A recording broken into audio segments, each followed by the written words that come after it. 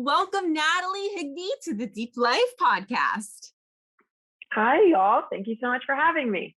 We are so excited to dive deep in a lot of different topics today about movement quality, holistic health, training for women. But before we do so, if you don't mind, can we get like a little introduction about yourself just for our listeners who are unaware of who Natalie Higby is and, how you became the person you are today? Yeah, of course. So I am Natalie Higby. I live in Austin, Texas. I grew up in Dallas, Texas. So been in Texas really my whole life. I, from a young age, wanted to teach and coach. I just kind of felt drawn to more so being like in the public school system. And so I went to college for education, kind of thinking, again, I would take that route. I was an athlete my whole life as well. So loved sports, ended up playing a lot of volleyball and basketball throughout high school and some college basketball. And so that was kind of my vision of me going forward, was like, oh, cool, I will teach and I will coach and I want to help make a positive impact on people's lives, whether it's in the classroom, on the court, or just like social skills, life skills. That was just from a young age what I felt drawn to. And somewhere along the way in college, met some friends in fitness, and we got really into CrossFit at the time. It was like 2009, I think. And some of my best friends in San Marcos, when I was finishing school at Texas State, opened up a CrossFit gym. And they were like, hey, we would really love if you stay here while you do student teaching instead of moving back to Dallas and start coaching for us. And that's essentially how I got into fitness training specifically. And I was like, okay. I always thought I would be a teacher, but I guess I'll start training. So in the evenings after student teaching, I would train. And of course, I was taking courses to learn more about that. And I started CrossFit Kids classes. I started women's groups. I was doing personal training, just regular group classes, and truly fell in love with it. And so once I graduated, I just started personal training and doing all of that. So that was my start to really a fitness career, health and fitness career. And after, I think it was like 3 or 4 years, I had moved to the Austin area. So San Marcos is like 30 minutes south of Austin. Austin was just, a little bit more of a big city. It's definitely grown a lot since then. But I was like, okay, let me just go to Austin. And then I kind of encountered the struggles of being a personal trainer. If anybody understands that, of like working, you're there super early, you're there really late. If you take any time off, you don't get paid.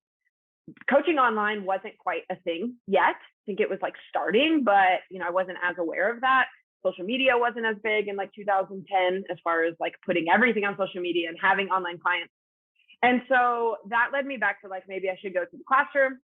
So I kind of flip-flopped and I started subbing, and I was coaching in the evenings, and then got a full-time position as a 4th grade teacher, which led me into like a 3rd grade position for 3 years.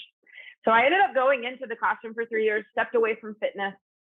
But I spent all of my free time studying health and wellness. So I would still take like online courses. I was doing precision nutrition certification. I ended up meeting my fiance, who's now my business partner. He was a coach at the On It gym in Austin, Texas, and he was part of the durability education team. So I was taking all of the On It courses, if anybody is familiar with like their system, and very embedded in that community. And it was really my fiance who was like, hey, you spend all of your time outside of teaching, which I would say like is not much, but I would like wake up at 5 a.m. to read for 30 minutes, my precision nutrition book and take all these certifications on the fitness side. He's like, why don't you like just try to do something with that again? Like, I feel like that's, something you really love. And I got presented the opportunity essentially to then work at On It. They didn't have any female coaches at On It, and they knew my background. And again, I was there all the time and like loving everything they did. And they were like, why don't you come coach for us? I was really sad to leave teaching at the time, but I knew my heart was really in like health and fitness. I just kept feeling drawn in that direction. And so I decided to just try it out for that summer. And I was like, yeah, this is where I want to be. So that's what got me back into fitness. But at that time, I will say, because of my experience having done personal training full time, I knew I wanted more flexibility. I knew I wanted to move online. I knew I wanted that freedom of like, okay, if I'm not here, can I still be making money from home? Can I travel, right? Can I have kids in the future and be able to balance this? So that was my vision going into it, was like, I'm willing to kind of grind it out and learn as much as I can and just like immerse myself in that community, but my end goal was, how can I build an online business and kind of work for myself? And that led Cristian and myself into coming up with the Durable Athlete. And so that is the business that we run and own now.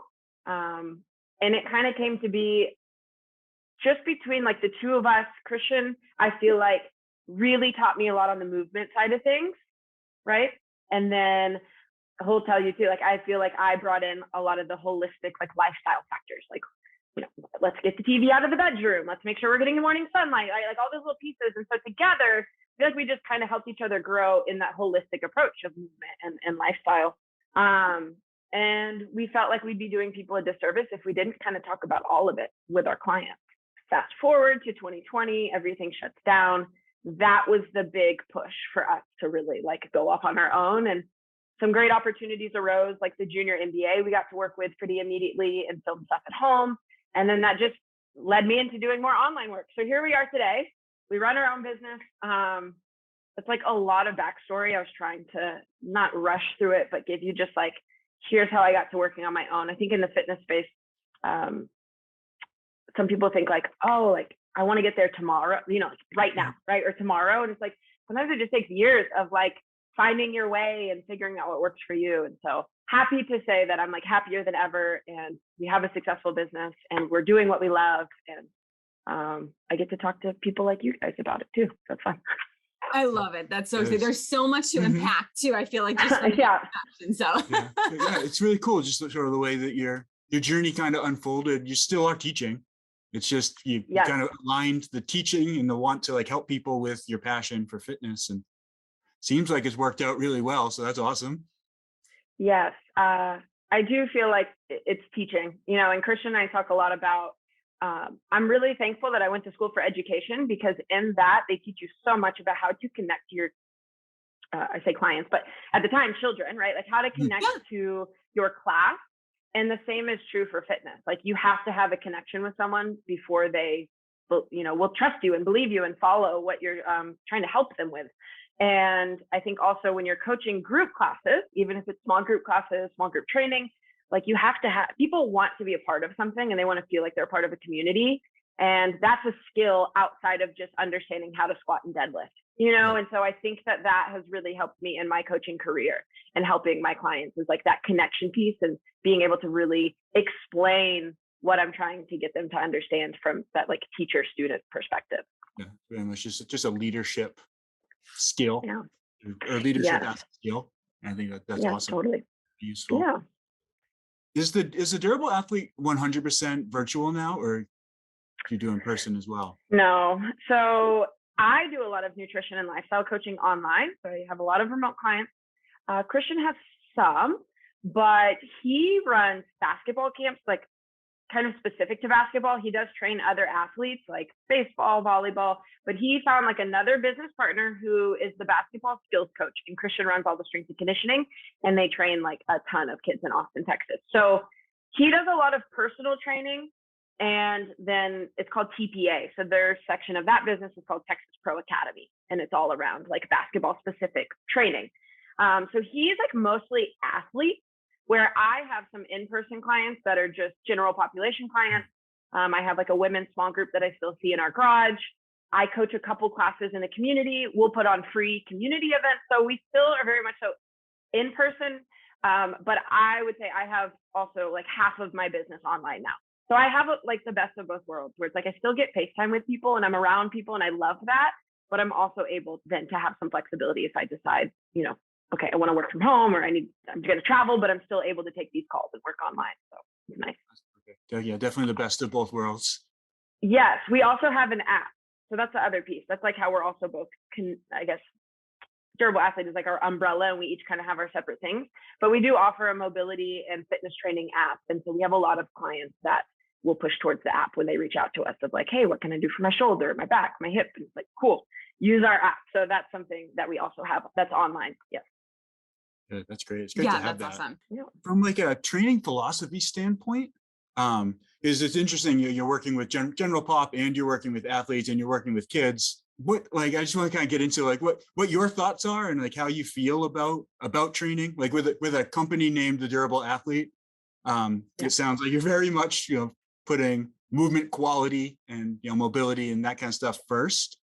But yeah, what kind of carryover is there between the different populations that you've seen, and how can people benefit Great from question. it?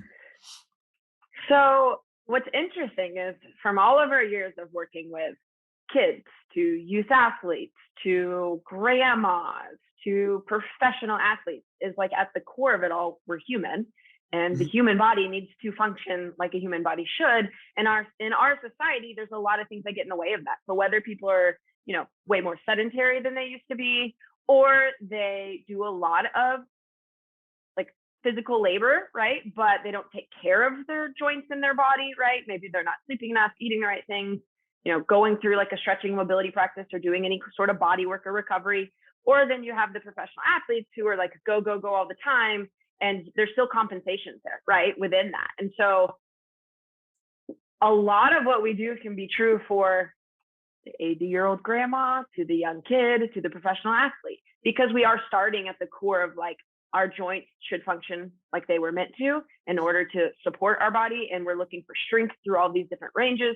We're looking really first for someone to own and control their body weight before then an external tool, right? And that's beneficial for everyone. If I can just learn how to control my body better, like if you look at gymnasts, they're some of like the strongest, best athletes, I think, because of that. It's like they are so good with their body weight control, right? Like so strong. And so, yeah, I think that there is a ton of carryover. And we've done corporate wellness events here in Austin where we go into offices and talk to people, or again, we work with professional athletes. And a lot of times some of the mobility stuff is still the same. Like when we're talking about, here's what we can do to help your shoulder feel better, right? Here's what we can do to help your knee feel better. And then even the lifestyle factors. Hey, how much sleep are you getting? Are you drinking enough water? Like it might vary from person to person, but those core like pillars of health are true for everyone, right? And so I think past that, then it's very sport specific and like, okay, this sport, let's look at the positions that this person is in. Or, hey, this person sits at a desk all day. So what can we do to counter some of those positions that they're in? So you can also be very specific from client to client, but just at the core, I think everyone needs to like understand their body better, be able to control their body better, kind of go through a daily diagnostic, right? Like, and that's what we use our joint by joint mobility for with ourselves and our clients. It's like, let's just, let's check in with the neck, let's check in with the shoulders. So you can really pinpoint like where this pain may be coming from, compensation's coming from. And it helps you as a coach visually see that. But as the client going through it, they better understand their body as well. And they communicate it better to the coach too. And so that's like where we start. Kind of starting every session with, trying to move every joint and kind of like say hello to your body a little bit. Which kind of makes me think, like, do you see a lot of people, especially like newer clients, that sort of lack that understanding and like the ability to feel into their body and know, like, I always have clients, especially new clients, who are like, something's off, but they don't know what it is. They can't tell if it's like their back, their shoulder, their hip. 100%. And you can see it when you start doing some of the movement, and you act like a pretty common one is just like having someone tuck their pelvis, right? Back and forth. And as a coach, or maybe as an athlete, if anybody's ever heard this, you've probably heard like, okay, you're going to tuck your pelvis or squeeze your glutes or ribs, pull your ribs down to your hips or tighten your core. Like you're trying to cue all of these things. But if someone doesn't understand how to just move their pelvis back and forth and they're not connected to that cue doesn't really make sense. You maybe can get there a different way, but if every session you're starting with, okay, we're going to move our hips back and forth. These are our pelvic tucks. Here's our tilts. We're going to move up and down. Now, all of a sudden, when you cue them as a coach, tuck your pelvis, like they know how to connect to that. But often people don't at all. And they'll laugh about it. They're like, why can't I do this? I've never done this. It's like a very simple movement. And they're like, I've never done that. So that is always fun, kind of regardless, again, of someone's level, is just teaching them. Yeah, I'm like, isn't that interesting? Like you can't, like you're not connected to it yet. Yeah. So many people, like you ask them to like bring their ear to their shoulder and their whole shoulder moves. They side bend. It's so interesting to me. We've gotten so like kind of lost. We've lost that connection to our body. And that's just such an important part of good quality movement and going through life without pain, is the ability to move the things you want to move. Yeah, you said it perfectly. I mean, that is exactly what it is. And awareness. And that's true for everything else, right? You know, I do a lot of nutrition coaching. So the same is true for nutrition. It's like, if we're not aware of what we're taking in at all, like, let's just start there with awareness. So let's learn, you know, let's come back to our body. Let's come back to just like, what are we able to do? So I think awareness is kind of just like the first piece for everyone. Like when we talk about movement, it's like, okay, are you able to connect to your body, right? Because we need to be able to connect and understand it better to then perform at a high level. And again, we say that like, whether it's just working at a desk all day, you still need to perform at a high level, right? Like you need to have, if you're in pain and that's distracting you all day, you're probably not showing up to work your best self, right? And the same is true for, again, an athlete. Like you can't play if you're in pain. So, or you can't play, you know, to your potential, I would say, if something is bothering you. And so that's how we look at like every single person too, is like durable athlete is really like anybody and everybody. And we just want to respect our body like that, of like, okay, let me try to perform at my highest level every single day, regardless of what my job is. Yeah. And that kind of really ties into the holistic approach where you really need to intertwine everything is everything. Which I really want to dive into because I resonate so much with what you said that you kind of brought that into your dynamic with Cristian. I do need to give Dan the credit for bringing that into our relationship, but I feel like that's totally what I am immersed in right now, day to day. You know, how can I be the best version of myself to show up not only for me, but for our clients and, you know, our friends and family and just anyone and everyone who I meet. So I'd love to kind of hear more about what you do holistically, living your own life and what you do to incorporate that with the durable athlete. You know, are there non-negotiables that you do during the day? Like what's a typical day for Natalie? Yes, totally. So yeah, I would say every single morning starts with, I wake up and I try to keep that pretty consistent. I'll try to aim for like a 6 to 6:30. There's been times in my life where it's had to be 5, but right around now, that's just, again, kind of my consistent schedule. I try to keep that true, even if it's a weekend or I don't have to wake up, you know, that early. I love my morning time. And so I'll try to keep my wake time consistent and my bedtime consistent so I can get, you know, kind of the best quality sleep. So it kind of starts with that, like what time I go to bed and what time I wake up, right? Just my sleep schedule. And then from there, it truly is just something I do every day, is like immediately to the water. I'll wake up, I'll drink my water, and then we get on the floor and go through some mobility. I will preface this with, we don't have kids yet. So I don't know, like, I'm sure at some point this will change, right? But I will always try to incorporate this stuff. That is my goal for myself. And I think life goes through, you know, these ups and downs of like what you're able to commit to time-wise. And so even if I can do like bits and pieces of these, that is always what I'm like trying to share with clients. But yeah, it's usually water, a quick little mobility, like even if it's 2 minutes, you know, I'm on the ground doing some cat-cow, checking in with my spine, cool. And then I can go on my walk. Maybe it's 10 minutes that I'm doing some stretching if I feel really stiff that day. And so water, mobility, and then I try to just get out for my walk. I try to get morning sunlight kind of before anything else. I'm also, you know, a big fan of just walking more and getting a lot of steps in. And oftentimes it's like, if I don't get them in the morning, it might be really hard to get in throughout the day. And especially in like the Texas summertime heat. So, you know, that's one more reason to just like get out early and go do it before work starts. I do start most days at like 7 or 7:30. And so if I can get out by like 6:15, 6:30, that gets me like a 30 to 45 minute morning walk. And yeah, so it's like sunlight in my eyes, fresh air, gratitude, intention setting, maybe listening to a podcast, like any or all of those things. Sometimes I'm like, I need silence today to just think. And other days I'm like, okay, I want to learn something while I'm walking and I'll do that. So I feel like my morning is very strong. Like I love that. Like, yeah, same with us. Same with us. Yes, I'm like, I need my morning. And even sometimes Cristian will be like, hey, don't worry, I'll walk mama tomorrow. And he will walk the dog and he'll take his morning walk too. But his schedule, like we just have different schedules. And so sometimes I'm like, it's okay, like you can walk him too, but like I'm definitely still gonna go because like I want to go, right? I look forward to it. So I feel like water, mobility, my steps, sunshine, gratitude, like all of those things, I just habit stack, right? Yeah. I try to get them all in the morning. It maybe used to be more journaling. Now it's more like thought process, which is fine with me now, right? Different methods of thinking, really. yeah, walk, meditation. Sometimes it's sitting, sometimes I'm walking and just breathing and saying positive affirmations. Like all of that really impacts my mood for the day and my mental health. And so I feel like I need it. Like I must do this.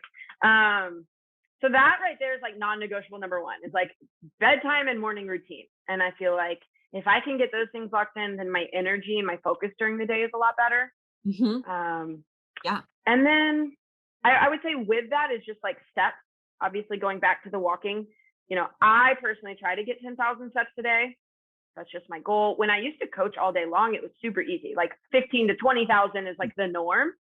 So I will say now that I'm, on the phone a lot more or online with clients, getting that 10 is very doable for me every day, but it does take me going on my walk or like getting up and cleaning the house or, it's like I have to find those You have to be intentional about it.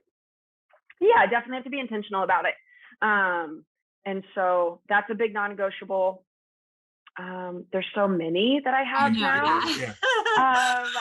But nutrition wise, I would say like protein, number one, mostly whole real foods, trying to eat just things that make me feel good, right? Like I think that's different for everyone, but it doesn't mean I can't have like a treat here and there. But for me, again, that's mostly whole real foods, fruits and vegetables, lots of high quality meats, like that thing, all of that is super important to me. Fitness wise, I usually get like 4 days of training in a week. That's where I'm at now. That's awesome. Yeah, like recovery days if I need it. Oh, there's a lot, but maybe that's a good starting point. Maybe you guys can, maybe y'all can chime in on what you have. But yeah, well, you made a couple really good points. One point that you made, I think that was really important, is that it is a lot, but it's not that daunting because of the way, like you said, you're habit stacking. You're doing all of these things in a short period of time in the morning and setting yourself up for success all day. And I think that's something that people can definitely take away. Yeah. That's really, really helpful. Where so just add one thing at a time, but then figure out ways that you can do it together. Like you're doing your walk in the morning and you're also kind of meditating. It's like a meditative walk. So you're knocking out two things at once. You get the mobility done, the water right away. Yeah. So you're in a situation where like you set yourself up for success immediately. Yeah. And I think it's really important too. Like I was saying, holistically, people don't realize that as simple as you're saying, you go out in the morning to get sunlight on your eyes, like that's imperative. It's for our circadian rhythm. And then it's going to help you sleep better at night, even though you've got that habit and form where you try to go to bed at, 8, 9 p.m., whatever it may be. But that's what ties everything together. And it does turn over to the next day because like you said, you're able to have that focus. And it's so important for us too, because with our clients, people don't even realize like, oh, I only get, 6.5 hours of sleep. Is that not enough? And to, maybe a CEO or a new mom, that is enough, but it's not really enough for the health of your body to carry over for longevity purposes. Like there's only so much time until your body starts breaking down. And then that's kind of where the pain teacher comes in and, my groin hurts or my shoulder hurts. And of course that can tie into mobility, but it's definitely also with the routines that you've got that may not be serving you in your best interests. Yeah, you said it perfectly too. And I think the body's really resilient. So like, we can probably function on 5 and 6 hours of sleep, but you don't know how good you could feel if you started to really like improve on these little things until you get there and you're like, oh, wow. Like, I think people just don't know, they don't know how good they always say how that. bad they feel. Don't know how badly they feel until they start feeling better. I think when you were talking about food, because you said like you eat the things that make you feel good. And it's like, that's such a like beautiful thing where you're intuitive now, you've put in the work.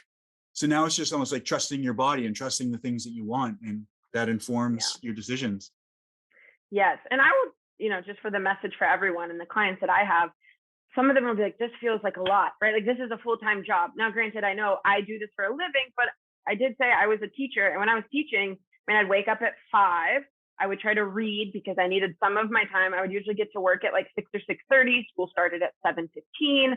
So I did have a life where like I couldn't go on a walk like I do now in the morning, but thankfully I was on like an outdoor campus. Like there weren't hallways, like everything was kind of outdoors. So I would take my class outside a lot. I would, whenever I got a chance, go outside, get some sunlight. I would take an extra trip to get water, to get more steps in. Like I was still very intentional about, okay, I may not have that time to get my morning walk, right, or my meditation, but guess what I would do with my kids first thing in the morning? We would all do a gratitude journal and we would share that. Like we would all do a little mobility because I wanted to teach them that. So like, and it was just these little, 1 to 2 minutes, not, it doesn't need to be anything long, but that's what I was kind of saying too. Like there's seasons of life and that might change. So you might have periods of time where it's like, great, you can actually go for an hour walk every morning. Like maybe you have that, right? But if you don't, can you get outside for 5 to 10 minutes? Because it's still better than nothing, right? And it's the awareness and it's like the effort and the practice that is going to pay off over time. Even though it seems very, very small, it can have a really profound impact on your overall health. And so, yeah, the more you can stack those things, or for example, if someone works out at home, like we have a garage gym, a lot of times if it is nice out, like I will do whatever I can in the driveway. So I am getting a little more sunlight that day too, versus inside the garage, right? Or I'm walking down the street or down to the end of my driveway in between sets to get a few more steps in there. So it's like I try to utilize, I only have an hour in the gym, but how can I like habit stack while I'm here, Yeah. You said it before, but it's just like being intentional about the things that you're doing. But if you get out ahead of it and kind of make the choices on your own terms, you're going to be in much better shape than if you kind of wait for life to hit you and knock you down. And totally. Yeah. And do you stress these concepts like with your clients? Yeah. And I just tell them again, it's all about practice. Like I want someone to just, hey, practice this. No one's perfect. I'm not telling you every single day, I have all these things in check. I would say that now, most of the time I do, but I may go visit my parents and I may not go on a morning walk, or I might pull my parents out on my morning walk. I don't know. Like I might just go by feel that day because it's a one day out of, the week, or I do it every, once a month. It's like, if you're doing these things every single day or it's a part of your lifestyle, the 1 or 2 days that you don't won't matter as much, right? So we want to build that consistency. And when I do have clients coming to me who maybe, are like, hey, I just want to start from scratch. Like I'm not doing any of these things. What can I start with? Literally just start with, let's track your water intake and let's track your steps, or let's track your sleep. Like I might pick one of those, maybe 2 of them. Like, let's just build that awareness piece. I'm not even going to give you a target yet. Let's just start to be aware of it. Then cool. You might come back and be like, hey, I drink 30 ounces of water. Like this is what I had. I'm like, awesome. Let's aim for 50 for the next 2 weeks. So now we know where your baseline is. Let's increase it a little bit. Hey, our goal is actually 100. So we're slowly going to get up there, but we're going to do it on like a 2-week basis. That's kind of how I work, right? Trying to spend like 2 weeks building a habit. And so every client is at a different spot, right? I could have clients that are like, hey, I do all of that and I really just want help on like macros and I want to go through a bulking phase or maintenance phase or cut for a little bit. Can you help guide me? And they're locked in on everything. And then again, I have other clients that are like, like I don't track my steps. I don't track water. I don't work out. Like I don't do anything. So those people are going to start at a different place. And at the end of the day, it's just about practicing. Like, don't worry about perfection, because the clients who do and get caught up on being perfect tend to kind of like self-sabotage and not really move forward. And the clients who can just look at it as like, great, I had like 3 great days and then I was off, but you know what? Like, okay, I'm going to make tomorrow good again. I'm just going to practice it again. Those tend to see more success is what I found. If they can keep that kind of like growth mindset and just, hey, I'm just going to practice this right now. Like, I don't need to be perfect. I just need to practice it. And that's the difference between like, cool, if you don't get 30 minutes, can you get 5? Like, that's better than nothing, right? Like, it doesn't need to be perfect. Something is better than nothing. And that's important. Yeah, absolutely. And also just, it kind of goes to the mindset of it too. Like you're at least just training your mind. Like, okay, it's okay not to do everything perfect. And I've got 5 minutes to do, I don't know, 100 jumping jacks or whatever. Yeah. And then it's at least your brain chemistry is saying, oh, okay, I did something. It wasn't 30 minutes. Yeah. You accomplished something. You won. You still won the day. Yes, exactly. And like giving yourself credit, right? I think a lot of people don't give themselves credit. And I think a lot of people think, I need to go to the gym 5 days a week for an hour. I need to eat perfectly for a whole week. And like, that's really not it. But again, if you can slowly like just make these things a lifestyle, then that's when your life changes, right? Like it's a lot of things. So I am curious if y'all want to share anything too that like you may do on the holistic side that you think is like a key part of every single day. I wonder if I do it too, or like something that you would share with other people. Yeah. I mean, I honestly think it's really similar to you. We we get up pretty much about the same time. Like our alarm just goes off at about 5:30 in the morning. It's been challenging to get up recently because it's still dark. So we'll like lay in bed for like 20 minutes ish and just get up right about 6. But we're the same with like bedtime. Like I feel like I'm a grandma. I'm really in bed by like 8:30. If I'm up at 9, something's special. For a long time when I was teaching really early too, like if I had 6 a.m. or, I mean, that's been a part of my life as a trainer for a long time. It was like 8 or 8:30 is for sure our bedtime. Yeah. And then I'd be up at 5:30, right? Now it's more of like we're in bed by 9 is kind of the goal, maybe 9:30, and then I'm up by 6 or 6:30 is kind of my schedule now. But again, that's where I'm like, there is some flexibility there, but definitely it's like 8:30 to 9:30 has been my window for a really long time. And then it's between 5 and 6 or 5:30, 6:30 is like the wake up time that I feel I get the most out of the day, function best. Don't waste a lot of time at night just watching TV, stuff like that. Like, you know.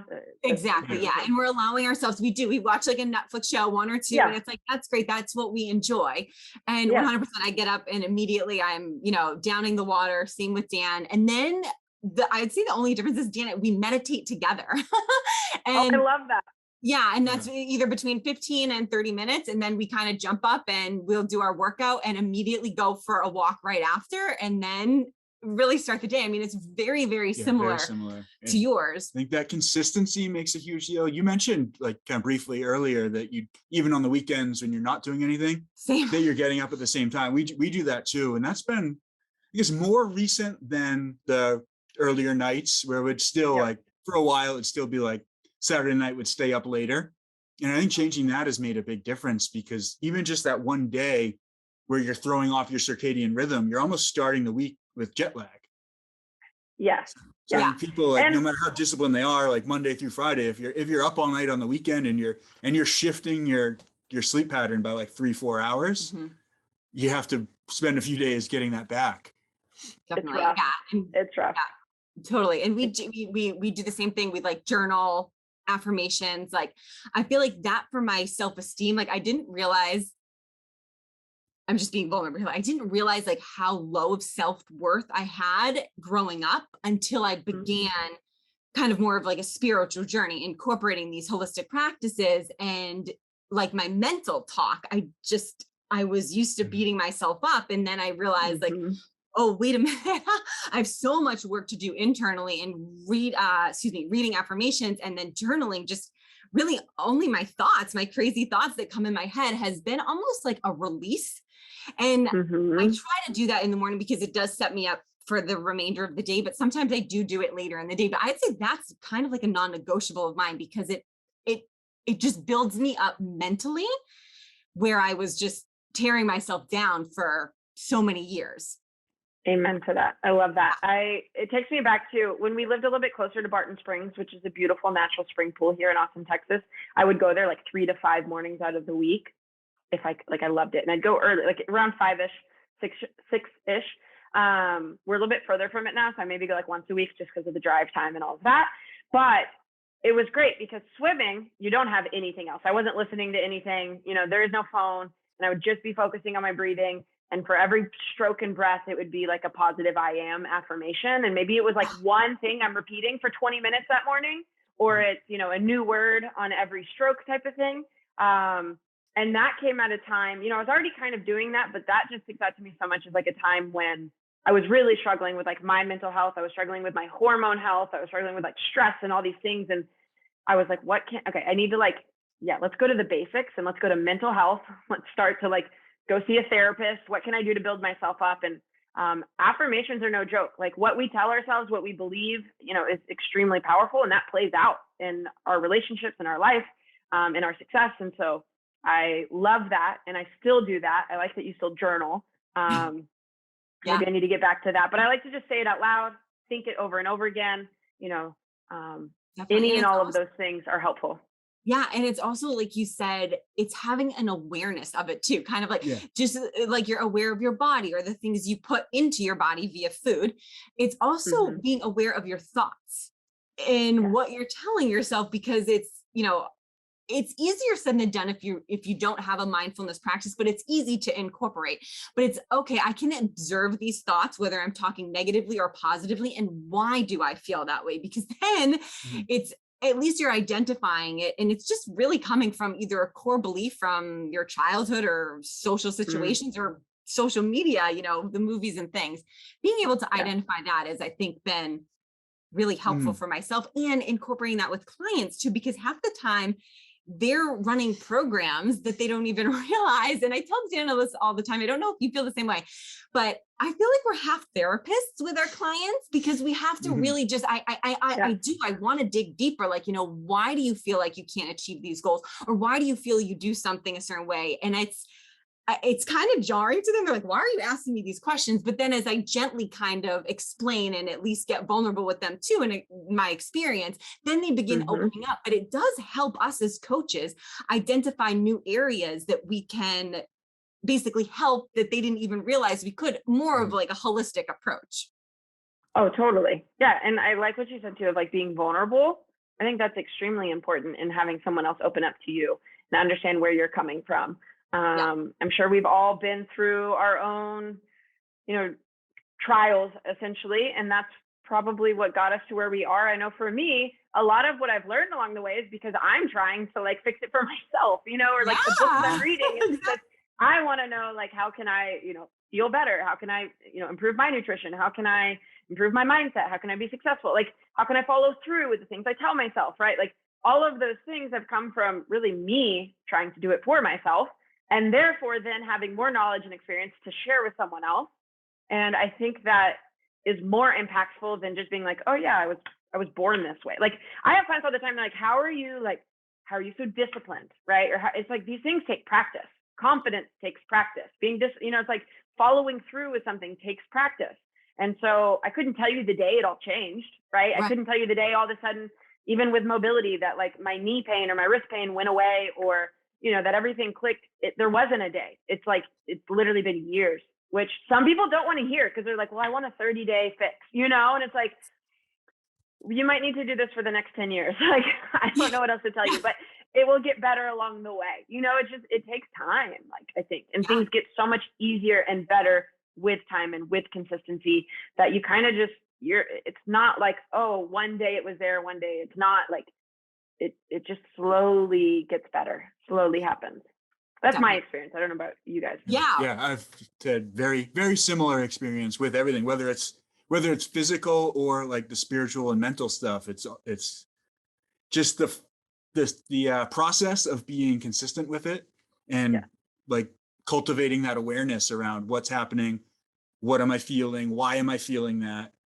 What, like you said, like whether it's knee pain and it's like, oh, okay, like it hurts when I do this, but if I do 15 minutes of mobility every morning, it stops hurting. So that's a light bulb thing. And the more you do that, then all of a sudden it's like, wait, I don't have any pain in my body and I feel great.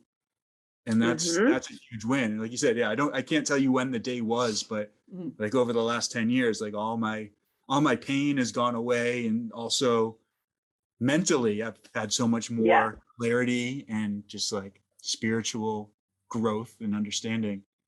And which also helps with pain in the body, right? Like there's emotional trauma that gets stored in the body, or, you know, whatever it may be. And so that's why I love when when we were talking earlier, when you guys reached out and we're talking about holistic health again, it's like, I feel like people are doing, I don't want to say a disservice. Like I understand there's people who are like, this is what I'm going to help you with, right? Like this one thing, but there's so much that goes into what could be the answer, which might be overwhelming, but that's the truth of it. It's like, your back pain could be your hip, could be your foot, right? Like could be coming from these other areas. It could also be emotional.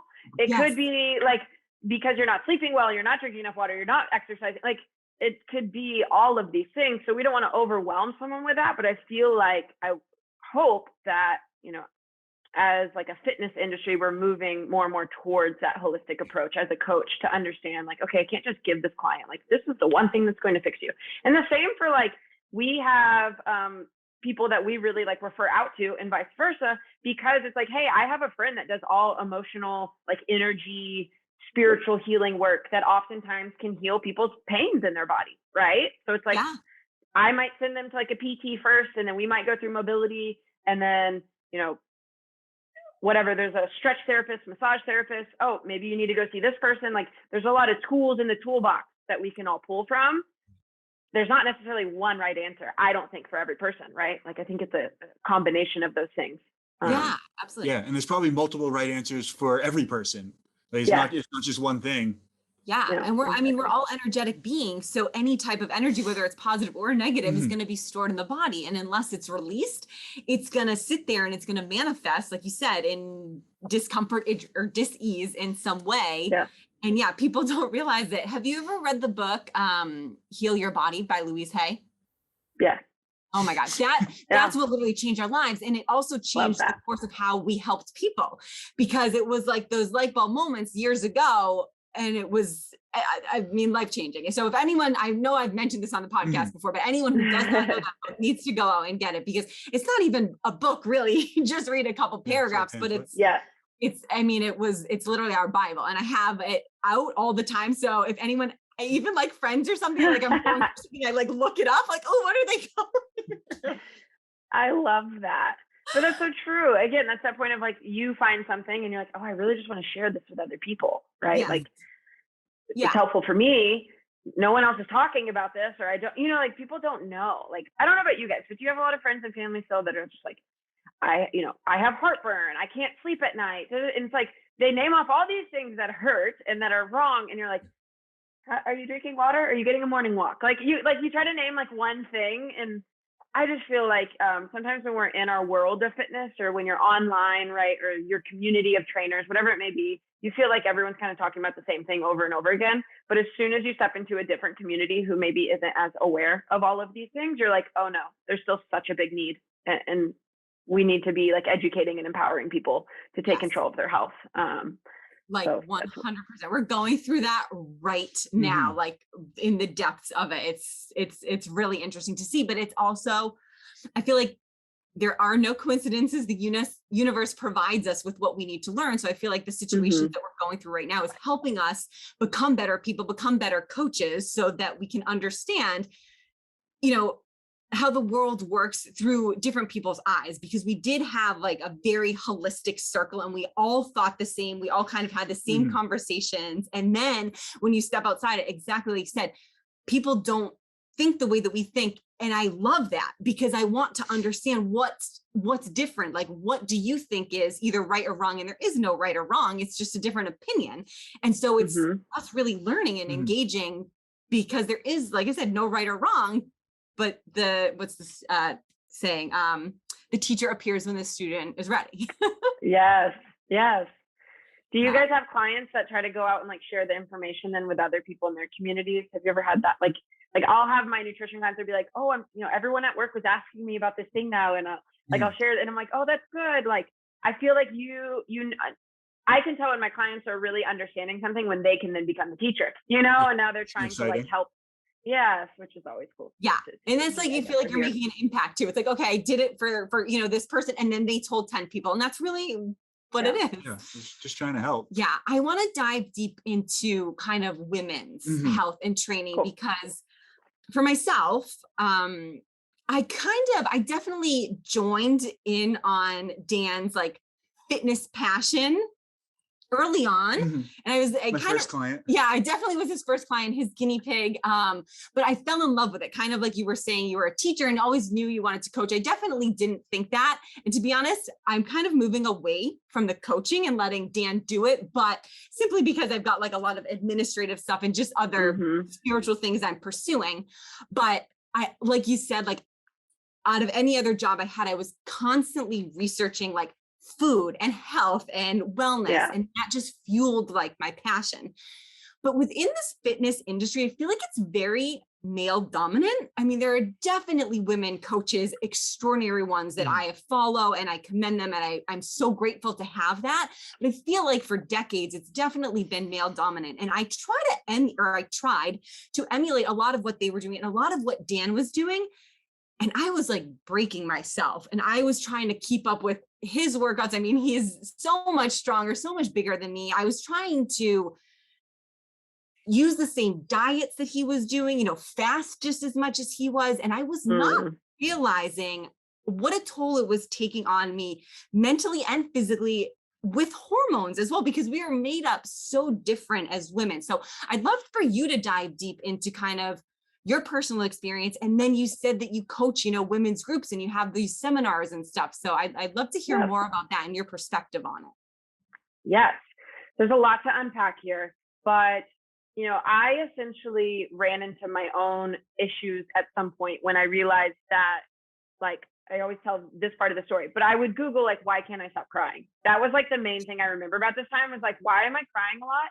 And I felt like almost like on the verge of depression, but it would come in waves of 2 weeks on, 2 weeks off. So essentially I would feel like myself super motivated, super happy for 2 weeks. And then there'd be like 2 weeks where I could still function. Like I would be okay, but like a lot of anxiety. I wouldn't be able to sleep as well at night. And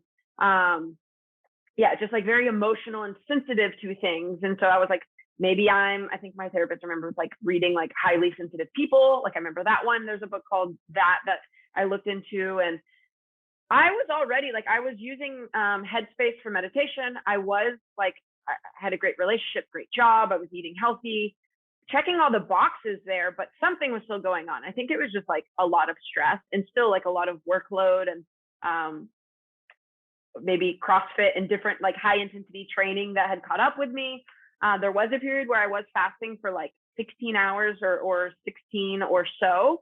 I've come to realize like my body can do well on 12 to 14 hours a day, kind of just like, hey, I'm going to stop eating at 7 p.m. and eat again at 7 a.m., that type of thing, or a couple hours more than that, I tend to do okay. And so, yeah, that for me was a big point of like, I need to look into this. And I sought out like a hormone specialist because my doctor essentially was like, you're fine. I'm like, well, I'm not going to accept this answer because I'm not. Like my life is like crumbling right now. Like I don't feel normal. What is going on? This isn't me. Like I didn't feel like myself. And that's such a crazy feeling to like be like, I don't feel like I'm showing up as my best self every single day. But what is going on? Like I'm trying to, again, like I'm taking care of my mental health. I'm trying to sleep. I'm trying to eat healthy. Like I was checking all those boxes and it wasn't quite working. So kind of looking under the hood really helped me. But in that process, I was like, okay, what are some things I can change? Like maybe there's certain supplements I can start taking to support like women's hormones a little bit more, that I got recommendations from my like hormone panel testing essentially. Knowing that cortisol levels were off, like they would shoot back up at night, which is obviously when we want them to be lowest because we're trying to go to bed. I was like, let me cut out like caffeine. So I was like, let me stop drinking coffee. I was never like a huge coffee drinker in the sense of like, I feel like I need it, but I would drink it every day. So I was like, let me just cut that out. Let me try more of like mushroom elixirs, something that might be a little bit better. Let me, make sure I'm, again, like getting the morning sunlight. Let me switch from high intensity training to just like strength training and walking, like really taking out like all high intensity exercise. So those are a lot of things I kind of did. And honestly, I've been doing them for the past like 3 to 4 years now. I've been able to incorporate some of those things back in slowly, but I probably went like a solid year of just like a lot of like bringing it all back, I guess, and trying to like heal my body, going back to that verbiage, heal my body and just slow down. It was like, I think sometimes as women and men, but it's like we go, go, go. And as a society, we go, go, go. And then there's just stress upon stress upon stress. Even if we don't realize we're that stressed. I was happy. Like I liked what I was doing, but it doesn't mean that it wasn't like stressful and that I was on all the time. And then doing workouts that were high intensity and like maybe my body wasn't fully recovering. So from a woman's perspective, a couple of things I touched on was like, one, the fasting. Men and women tend to be able to fast differently. Like studies have shown that for women's hormones, it is not as great to fast for as long as like what men can essentially handle. So that would be one right there when people are like, oh, intermittent fasting, it's like, okay, let's be really mindful as a woman that may stress our body out and therefore cause our hormones to like kind of go awry. And then just the high intensity stuff. I think that's also what the durable athlete is big on, is like working in versus working out, which if you're familiar with Paul Chek, he kind of talks about that a lot, but it's like, maybe we need to go within more instead of always like trying to just go as hard as possible every single day. Like, what about just taking care of our body, right? What about the restorative work? And so kind of taking a step back there and being like, cool, let's focus on like building muscle, on eating the food, supporting a healthy environment within my body, mentally, very strong, like all of that. It's hard. Again, it's kind of hard to pinpoint one thing, but like sleep, if you guys have ever heard this, but like the ultimate hormone reset button is sleep, like the free, like that is key 100%. to hormone health, right? And I think that's probably the one thing that most people aren't doing very well at all, right? And so that's a big reason that hormones can kind of be off, again, men and women. The food we put in our body, the environment we live in, I don't know, there's like a rabbit hole we can go down. But there are like a couple books that have really helped me, or Beyond the Pill is one. Whether or not you like have ever used birth control or know someone who has, I wish I would have read it when I was younger though, and just understood more about how hormones work and about how when you take birth control, like how that may affect you later, right? Yeah. I'm also reading right now in a little women's group study, The Women's Guide to Hormonal Harmony. That's a really good book. I've also read like Healing PCOS. That's a good like women's hormone book. Again, even if you don't have PCOS, I feel like it has a lot of like really great points just around women's hormones and health. What I've found in a lot of the hormone books that I've read and studies that I've read is, again, it comes back often to like lowering stress, like lowering stress and creating an environment of like restorative health and healing. It totally makes sense. Yeah. And I feel like I'm on board 100% with the fasting thing.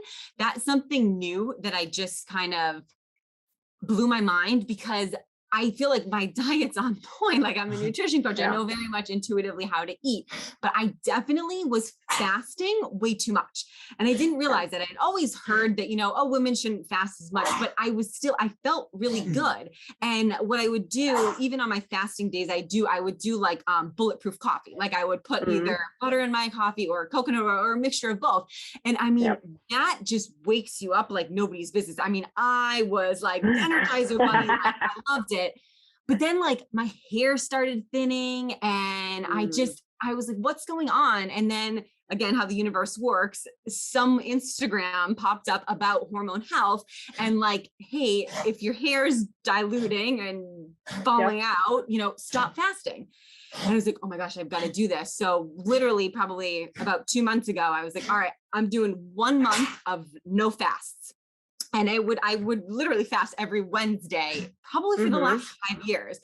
And I had an eating disorder when I was younger. So this was a really challenging thing for me, because food obviously is the one thing that I can control. Even though I've been very good about it over the past decade, it's still something that it's a control thing. And I've never felt better. I thought I was going to gain weight. I had that again. I had to deal with so much internal talk of myself on how am I going to do this? How's my body going to change? And I feel like I haven't gained any weight. If anything, it's like, it's to Dan. I was like, I know this sounds crazy, but it's like a sigh of relief that I'm not fasting.